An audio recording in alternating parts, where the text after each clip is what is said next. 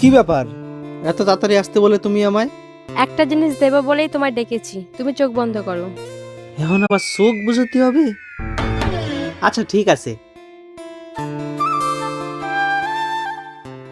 নাও এবার চোখটা খোলো। হ্যাঁ, এদিকে গিফট নিয়ে আইছে আমার নিগে। আমি তো কিছু জানি নাই রে, কি করি? কি ভাবছো? হ্যাঁ, না না, কিছু না কিছু না। এটা কি?